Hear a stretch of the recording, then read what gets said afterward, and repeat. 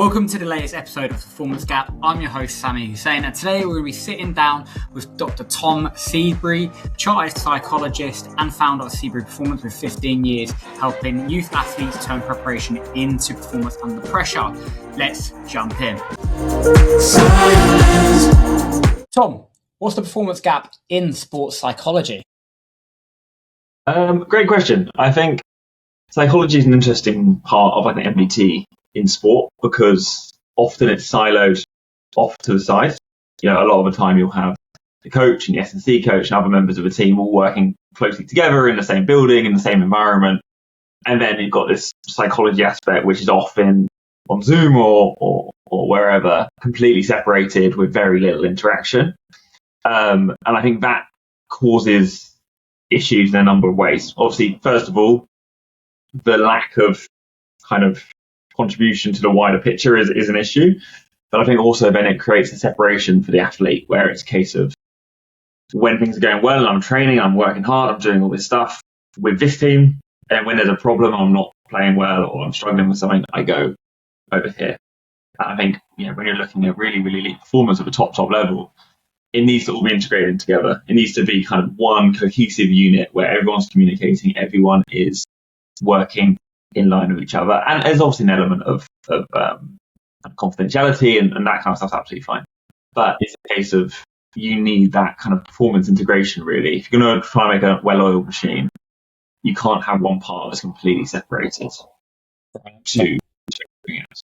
And on that in particular, for someone that isn't too sure of what an MDT is and what it looks like, could you kind of break it down a little bit about obviously what it is and with the relationship with the athlete, but then also for yourself, with your background, how you play as a psychologist, sports psychologist, how you play your part in that collaboration?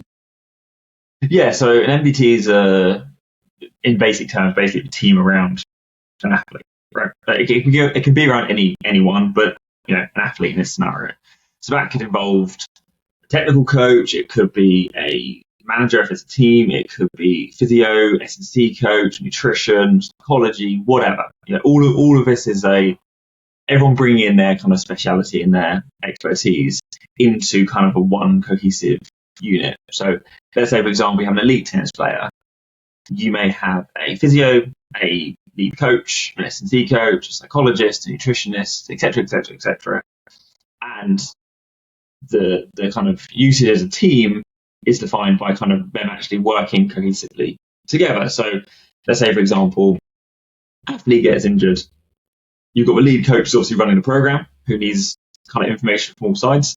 You've then got the physio who's trying to potentially rehab that injury or work on kind of exactly what that injury is. You've got S&C who are obviously working to kind of strengthen them back as a kind of return to play process. You've got the lead coach or technical coach or whoever kind of then integrating in those early sessions, like 10 minutes, half an hour, light work, whatever it is. And then you've potentially got things like psychology who are on that well-being returns. That could be around kind of confidence of return to play, around pain around injury. It could be around kind of athlete identity. It could be whatever. And then you might have aspects like nutrition and things around kind of fueling and nutrition around when you're not having a full training cycle. So when you look at sport at a really basic, beginner level, you have a coach and that person teaches you sport. But as you get to a more and more elite level where the details matter more and more, these kind of specialist roles come together to create one cohesive team to kind of optimize the journey, really. Right, yeah. And that's how you can have the multidisciplinary variations that different people play their part, almost like cogs in a wheel. Interesting, because I had a little look, obviously, for those that don't know, me and Tom go back quite a while now. And obviously we shared a couple of youth tennis players. In your experience, and this could obviously be more anecdotal, I know you did your PhD in kind of the difference of psychology in the elite level. Where does it start? So where do we start kind of really building kind of the mentality towards high pressure situations and that kind of approach using that psychology in sport itself? Yeah, so I think this is also another massive kind of misconception, which is quite common among athletes, is kind of they wait until there's an issue. So my child gets stressed when they compete, or they can never win the pressure moments, or they're getting anxious about this big competition, or whatever it is. And then they go, okay, right, we need some support. Great. In theory, they do need support, fine. But that journey can start a hell of a lot earlier.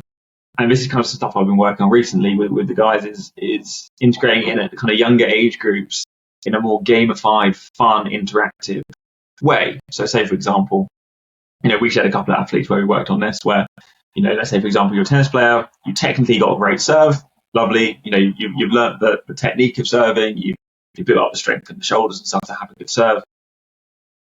And you can do it in practice. If I gave you a basket of 10 balls, 50 balls, 100 balls, you could do the shot. When it comes to matches and it's sudden death juice or whatever it is you're doing, you completely tighten up, you seize up, you always miss, you overhit, whatever the scenario is. Waiting for you to kind of develop a problem where you're getting upset or you're getting angry or you're getting frustrated or whatever is leaving it a little bit too late. If you can address that as part of the training development of the athlete, so as you're learning that serve technique, once that technique kind of solidifies and the athlete's happy and it's in a good place, you then kind of stress test it in training. So you could work around some pressure point work and things like that. It's kind of around that kind of ecological dynamic idea of coaching, which is kind of integrating things in directly into kind of a session. So you could have a session where you go, right, your service is in a good place. We're going to play some points. So we're going to have some reset points, or we're going to have if you lose some death juice, you go to 0, or whatever it is. You can play around with different, depending on the level of athlete, you can play around with different tiers of kind of outcomes, but you're integrating into a training session so that the athlete can experience it, they can potentially achieve it or struggle with it, and then you at a drinks break, you can sit down and chat. Okay, what were we feeling during that sudden death point? Oh, I felt my breathing was faster. I felt my heart rate was faster. I felt that I was distracted by the scoreline. There's different combinations you can go down. And then generating that organic, natural, early stage conversation rather than waiting till, a player comes in, I don't want to compete anymore. Why? I get too nervous. Okay, well, both conversations are valid, but it's a lot easier to work at the beginning stage and build up the tolerance than it is kind of wait until there's a hurdle to overcome. Yeah, that's interesting because it reminds me similar of the conversations I typically have with a couple of my marathon runners, where it's like, okay, ahead of schedule, we are planning. It's more theoretical in a sense. We're reverse engineering the goal outcome. And it's a case of like, there's going to be times whether you use the chunking method where you're breaking the full distance down into 3 or 4 chunks and you've got split times to aim towards. And it's almost like that confidence boost. As you said, you're having that mental conversation with yourself. You're like, okay, am I on pace? Am I not on pace? And the more prepped you are ahead of time, and it's almost similar to what you're saying with, you're trying to get ahead of when someone starts almost self-destructing, when they're starting to respond in tennis. But in the same sense, if we can plan ahead in a longer run, then when you do come to those feelings and emotions, you're already prepared. I guess in that regard, then obviously you mentioned about trying to jump the gun with the mental game and kind of preparation. You used youth development, which is your kind of specialty. For someone who's playing kind of amateur level or recreationally on the weekend and they're feeling pretty good about their game, where do you start there? Is it a case of trying to open this conversation up, or are there different things that you try to kind of look out for in their game? I think both, to be honest. If you have an athlete who is enjoying their game, they're somewhat new to the sport, and it could be tennis, it could be a racket sport, but it could also be any other discipline. It doesn't matter what the sport is, the concept is the same. You've got 2 factors. It could be the case that the athlete organically brings up the conversation, so they go, we'll use tennis example again. I've got a good serve, but it does get a little bit harder when the match gets tight. Okay, well, we've started that conversation naturally. Or you can go down the kind of stress test approach where you go, right, you've booked a session in, we're going to go on court, and you know what, I'm going to throw a random curveball at you. We're going to random challenge, see how you hold up. They have a go at it, and they go, ooh, that's actually a lot harder than I thought it was going to be. Because you're throwing them into that kind of dynamic, specific environment. So you're manipulating scores or rules or whatever it is around the game. So it's still a training session. They're still getting a kind of workout in. They're still kind of learning the game as they play. But you're exposing them to a certain scenario they may not have had access to. So again, if we use tennis as an example, a lot of players kind of when they first start playing and they're kind of enjoying the sport, they'll hit balls, they'll go to kind of lessons with a coach or in a group. They might play a few doubles matches. And then at some point, they take on their first singles tournament. And there's a whole bunch of variables that happen in singles which don't necessarily happen in the other components. For example, you might go to a singles tournament and there's some left juice. Well, you haven't done that before, so that's a new kind of stressor which you're not exposed to. You may have a point when you're struggling to string points together. You lost 3 or 4 in a row, and your doubles partner's not next to you to help you out. They're not there to shoulder the burden. It's all on you. That stress is kind of mounting as you play. Even though it's recreational tennis or recreational sport, you still feel that stress of I'm not playing great or this game's slipping away from me.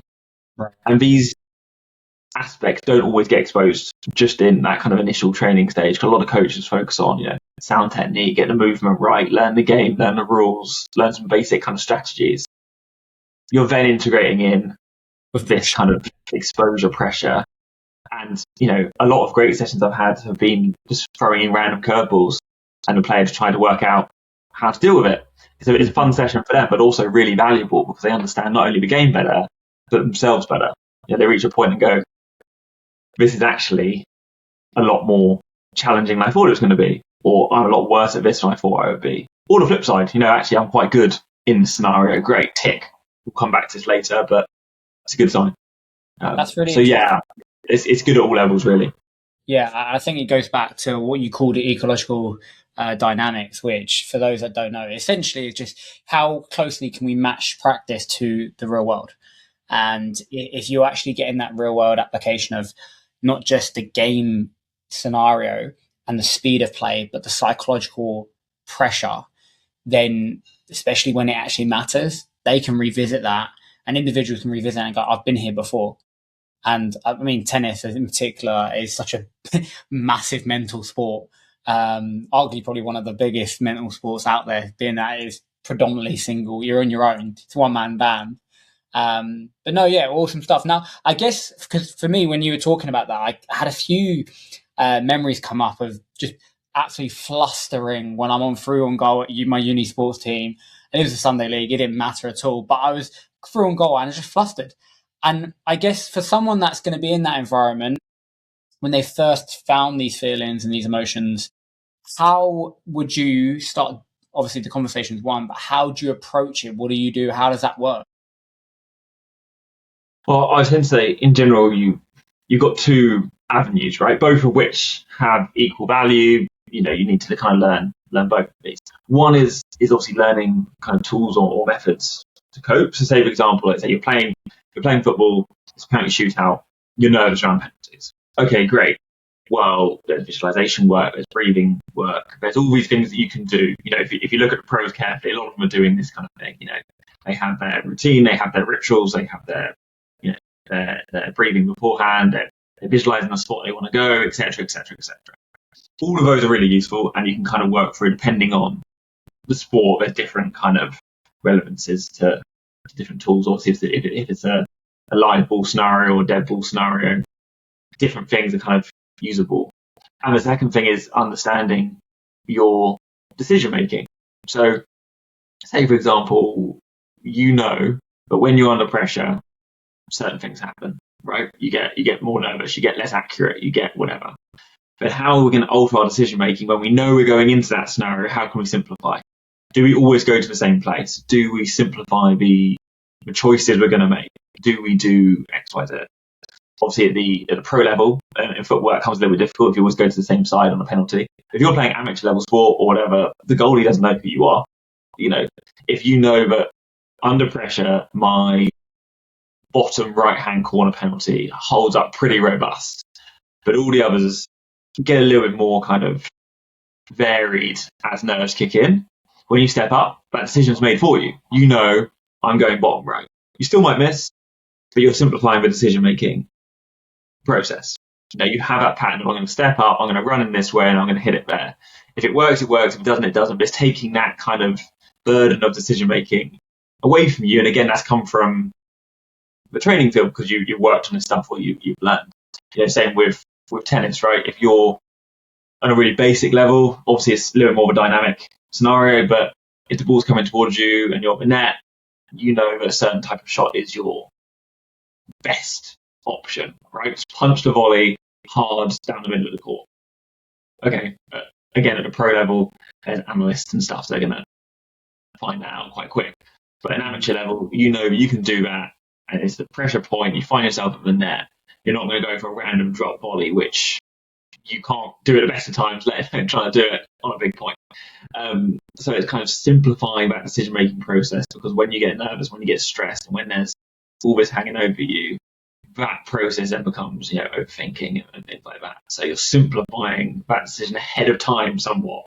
And again, dynamic sports slightly more difficult to do that, but the concept's still kind of the same. Knowing yourself and how you perform in those environments and kind of what holds up and what doesn't, which you've learned from the training ground, taking it into match day. Yeah, no, that makes sense. I guess it's almost that you're not just preparing ahead of time of the physical demands, which is what I do. It's the psychological demands, which is what you do, which I guess is a great way to sum that up. I want to take you back to your PhD because I'm curious to know. You had a look at correct me if I'm wrong, psychological factors that separate the elite from not elite, shall we say. What are some of the big differences or the bigger gaps that you found with those at the top level can deal with that psychological pressure, and maybe strategies and methods that you utilize, or what's quite common for them? So interestingly, again, this is many years ago now, but the research I did was on a topic called interoception. So it's basically, proprioception is your awareness of outside your body, so like your awareness in space. Interoception is, in a really simplistic way, just your awareness of internal sensations. So that could be a whole range of factors, but it's a kind of broad overview topic. One thing that was interesting we found was kind of self-report data on this. More importantly, I feel, at least from the results, was around what the elite athletes reported that they felt or could feel. Were they more self-aware? Were they more they have a higher ability to self-regulate, to regulate emotions, to regulate attention, all this kind of stuff. That ability, you could make different judgments on genetic factors or sporting factors or age or whatever. But actually what was interesting was that kind of self-report side of they genuinely believed that they were better, that they were good, that they scored highly, that they were strong in those components. And I think that element of self-belief, be it personality factor or be it a trained response, but they know they've improved this because they've worked on it with coaches and their kind of wider team. Again, we didn't delve into that, but there's plenty of research out there on this kind of stuff. But that, not kind of blind self-belief, but actual kind of developed belief in not only your skill, but also yourself, understanding your internal sensations. I can regulate my attention. I can regulate my emotions. I can X, Y, Z. I think that's a really interesting area of kind of elite sport where we talk about this kind of fine-tuned machine. Physically they have these crazy testing numbers. They have these, they're fast. They can jump high. They can lift big weights. They can technically hit the ball really, really fast or kick the ball, whatever the metric is we're using. And actually the same kind of thing goes for mental stats in a weird kind of way, in a non kind of objective scoring system, but they are fine-tuning the mental machine as well as the physical machine to try and become this kind of elite performer who can perform at any level at any moment to the best of their ability, and hopefully the best of kind of elite category. Yeah, it's interesting because I think, like as you mentioned there, it's like I'm thinking of like your classic FIFA stats. I'm sure we brought this up last time, but like you got the psychological stats of certain things as well. And it's interesting that the difference between those at the top level, the elite level, is just the fact that they are more developed and there's been a better growth in those domains in particular. And obviously coming back to you said, so obviously we're talking about the first sort of step is that conversation of trying to build that awareness and that, would you call it, is it introspection, did you say? Is that right? Introspection, yeah. introspecting someone else. And so with that, then how do we develop that over time? So you got conversation and kind of open your mind up to that ecological dynamics of putting yourself in those situations. What other methods that obviously you've done yourself? Maybe give us a few examples, or what you've seen in literature kind of help build that. One thing that I think's massively underutilized, and I've had quite good successes with, is kind of video analysis. Now, obviously, at a physical or technical level, video analysis is used for, watching a game back and seeing the tactics used, or, tracking X, Y, Z. But when it comes to the more mental side, what's really interesting to do is kind of watch and pause and discuss. It could be on a Zoom call where you go, right, here's a service game of you at a tournament, or here's a moment in a match of whatever sport it is you're talking about. Here's you at the beginning of the match. Here's you at a pressure moment. Your time between points is halved. Your ball toss is lower. Your speed between first and second serve is too quick. You can see objective behavior changes directly on the screen. It's all well and good me saying to an athlete, or whatever, a coach saying to an athlete, you don't take your time between points. And they go, oh, no, I do. Well, you don't. It's a case of, we watched it. Yeah. You've got your 25 seconds or whatever, and we think you're taking about 10. And they go, no, I'm taking ages. I don't need any longer. You get the video up on screen and go, look, Lovell first service game. Here's you, very nice. Serve goes in, points 1, you go get the ball, you come back, you breathe, you take your time, your towel's there, etc., etc. Next point, great serve, great love. You're working through the point. You get to 5-all in a tie break at the end of the set. Suddenly it's serve, double fault, walk straight to the other side, throw the ball up, serve. It's all rushed, all the routines are gone, etc., etc., etc. But it's not a case of me or whoever telling them this. It's objectively on the screen, this happened at this timestamp in this match. And then it kind of creates that conversation of, okay, this happened, this does happen. Yeah.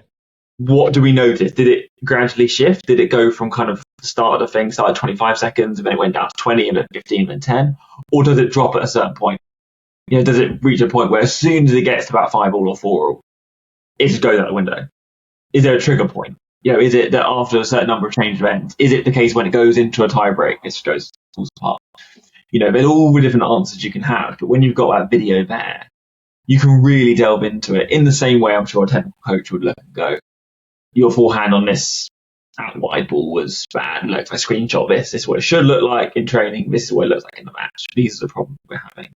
Exact same concept. It's really powerful when an athlete can watch himself do something rather than have someone tell them what they're doing. Because obviously there's always a level of kind of disparity of what you believe happened to what someone else has seen or believed happened. Yeah, that's interesting because obviously you're using objective data to actually talk for you to a degree or to make decisions. Do you feel like there could be even a third party, going back to the multidisciplinary team, having the influence of a lead coach, technical coach?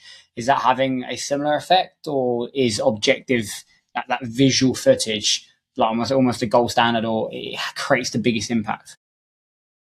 I think always seeing yourself is going to help. Having multiple members of a team tell you something, that's going to improve the perception of reality to some extent. But I don't think there's anything which can replace physically seeing that. There's one other element we used recently, which I thought was really interesting. It's not super accurate, but it is an interesting tool. Is we use some like heart rate variability data. So we had an athlete who was playing a squash match, and we had their heart rate tracked on obviously a tracking device. And again, this isn't super accurate, but it does serve a good purpose. You have the kind of start of the match, the heart rate's up to kind of warm up area, and then the heart rate goes up. And now in between points, drop comes down, and the heart rate goes up, and drop comes down, because obviously they're regulating. So some points longer than others, and sometimes the spike is higher than others. But that heart rate is going up, and then you're bringing it back down again. From having a breather. Obviously in squash, there's different ways you can kind of slow the game down. With goggles and bits and bobs. in tennis, it's how with other sports that you can kind of create that time gap to then bring in your breathing or whatever you want to use to bring that heart rate down. Anyway, up and down, up and down, up and down. Towards the end of that game, when it was 9-all, obviously in squash it's first to 11. If you go to 8-all, 9-all, suddenly that heart rate was staying high and getting higher, because what was happening was the time between points was getting shorter. The points were potentially longer and a bit more grindy because obviously the nerves were kicking in. But also it was a case of boom, boom, boom, point played, 8-all, straight into the next point, 9-8, straight into the next point, 9-all. His heart rate's not only kind of going higher, it's then maintaining. There is no drop. So it's a case of actually you're bringing in this level of kind of tension without having that kind of pressure relief valve of, having a breather or, whatever sport you're using. There's different ways of having a break between points, but there's always ways of doing it. Anyway, we showed an athlete this heart rate data, and obviously this is factually to a level of accuracy or whatever device it was he was using, what your heart rate was. And like we said, we talked through kind of some of the variables around the points potentially longer and things like this, but also having we had the video and we had the heart rate, you could kind of piece the two together because it was timestamp data.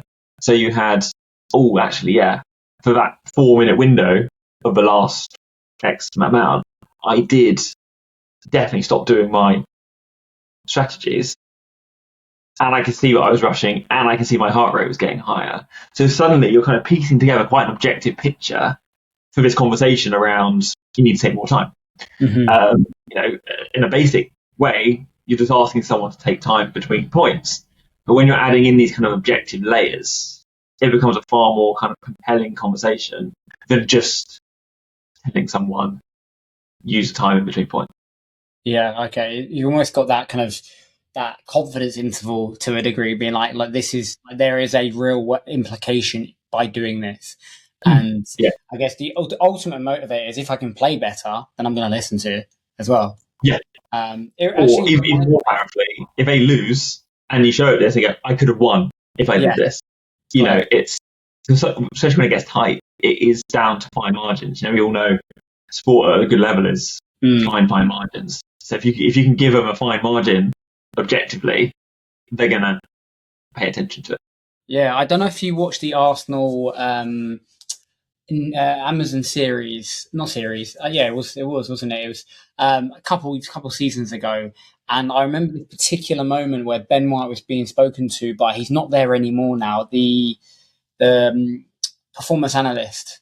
He's a Spaniard, and it was really interesting because it was trying to get Ben to make more runs down the line and actually start kind of encouraging himself to get involved more so into the game. And they showed some visual analysis, and it gave him a sense of confidence to actually do kick on and do push forward and actually trust himself a little bit. And I think that was really cool to see, because you don't naturally presume that visual analysis, it's very technical, very tactical. You don't naturally assume that relates to the mental side. But then, as you mentioned, rightly so, there's that confidence boost of being like, here you've got the leeway, we want you to push on because you've got the ability to, and see how if you do X, Y, and Z, this is going to help improve your play, but improve the team's performance.